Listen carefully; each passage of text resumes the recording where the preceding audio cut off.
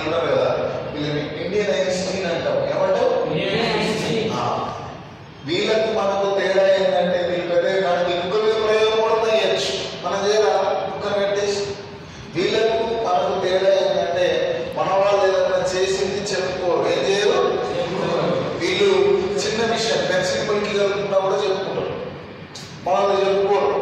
ఆచరణ ఆరేపట్టే వీళ్ళు ఐన్స్టీన్ కనుక్కున్న కొన్ని విషయాలు వేల వందల లక్షల సంవత్సరాల ముందే కనుక్కున్నారు, కానీ మనల్ని చెప్పుకోరు. మనలో ఒకటి ఉంటుంది అన్నట్టు, అది చెప్పుకుంటే పని చేయాలని ఒక భావన లేదా కాన్సెప్ట్ ఆఫ్ ఉంటుంది కూడా. ఇండియన్స్ ఎక్కువ ఉంటుంది జీలస్, కుళ్ళు, అర్థమైంది. వేరేలోకి చెప్పారు. మహారాష్ట్రలో ఒక వ్యక్తి ఒక మెడిసిన్ ఇస్తారు, అందరూ అతని ఇంటి ముందు లైన్ ఉంటుంది. అవిటి వాడు పాకుంటూ పోయి మెడిసిన్ ని చేతులతో కలెక్ట్ చేసి పత్రాలని ఆ మెడిసిన్ ప్రిపేర్ చేసి ఇస్తారు. నయమైతే చాలా వ్యాధులు అది అట్లా చనిపోయిన కొడుకు కూడా చెప్పలేదు. చెప్పినా మన వాళ్ళకి ఏమనుకుంటుంది, కాన్సెప్ట్ గా పుట్టకుండా గుళ్ళేం కూడా సస్తా చెప్పాలి.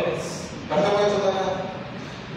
భక్తైన సోదరులు అని ఉంటారు. భక్తైన సోదరులు వాళ్ళు ఏం చేస్తారంటే చేప మందు ఇస్తారు. ఏమందు?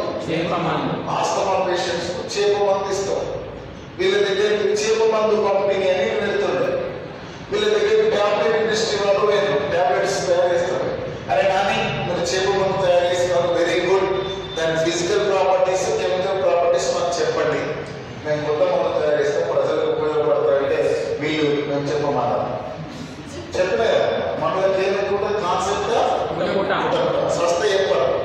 నువ్వు మార్కెట్లో మందు అని అమ్మితే దాని ఫిజికల్ ప్రాపర్టీ కెమికల్ ప్రాపర్టీ చెప్పాలి, అది రూల్. వీళ్ళు కేసు వేసిండు టాబ్లెట్ ఇండస్ట్రీ వాళ్ళు. ఈ భక్తుల సోదరుని జడ్జి మీకు ఇచ్చిండు, అడిగిండు, అరే కానీ మీరు ఏదో మంది ఇస్తుంటాడ దాన్ని